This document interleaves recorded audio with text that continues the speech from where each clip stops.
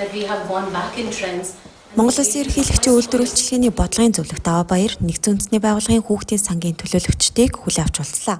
Уулзалтаар Монгол улсад яажуулсан давсны хэрэглээг нэмэгдүүлэх, импортын болон дотоодод үйлдвэрлэж буй давсыг яажуулах асуудлыг хөндөөн хэлсэн юм а. Монгол Улсын ерөнхийлөгч Хүрс Сүхийн санаачилсан хүнсний хувьсгал үндэсний хөдөлгөөнөөр 19 нэр төрлийн хүнсний бүтээгдэхүүнийг дотоодосоо хангах зорилт тавьсан.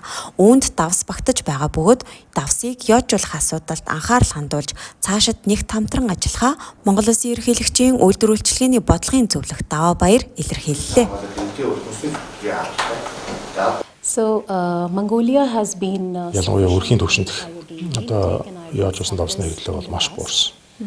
Энэ нэргээд одоо юугаар харж байна гэхээр сургууль насны хүүхдүүд жирэмсэн эхчүүдэд дунд хийсэн одоо янз бүрийн судалгаануудаас яод дутлын одоо тархалт нэмэгдэж байгаа нь харагдаж байна. Тийм учраас бид нар Монгол Улсын засгийн газрыг одоо энэ яод дутлын тэмцээнүүдийг ахиж одоо давсыг яажуулах ажилд одоо ахиж ач холбогдлоо гэж одоо хүсэл тавихаас аргагүй байдалд орж байгаа юм. Хүн амын эрүүл мэнд эдийн засаг үзүүлэх хохирол, цаад дан бохирол ууршин бол маш. Тэгэхээр үүнээс сэргийлэх одоо хамгийн энгийн бөгөөд дэлхийн нийтээр хэрэгжилж байгаа одоо гол арга бол одоо яод давсыг яажуулах.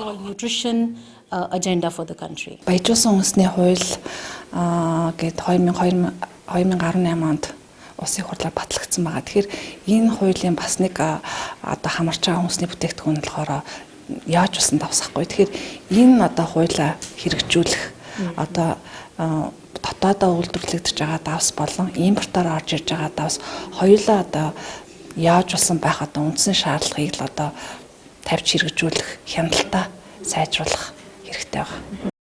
Манай улс 1996-нд яод дутлын эмгэгтэй тэмцэх хөтөлбөрийг баталж хэрэгжүүлж эхэлсэн. Үүнээс хойш айл өрхийн яажуулсан давсны хэрэглээг нэмэгдүүлж улмаар яод дутлын эмгэгийн тархалт 4 дахин бурсан байдаг. Харин асуудал өнөөдөр эргээд сөхөгдөж эхэлснийг Нэгдсэн үндэсний байгууллагын хүүхдийн сангийн төлөөлөл хэлж байна. Учир нь сүүлийн жилүүдэд эргээд яоджуулаагүй жамц давс төлхөө хэрэгэлдэг болсноос гадна хүн амын ерөнхий хол тэмдэглэмд өөрчлөлт орсноор яод дутлын эмгэгийн тархалт нэмэгдэх хандлагатай болсон байна. Тиймээс яод дутлын эмгээс урьдчилан сэргийлж дотоодын болон импортын давсыг яажуулан хүнсэн дэргэлэхийг Нэгдсэн үндэсний байгууллагаас зөвлөлөө. Одоо адилхан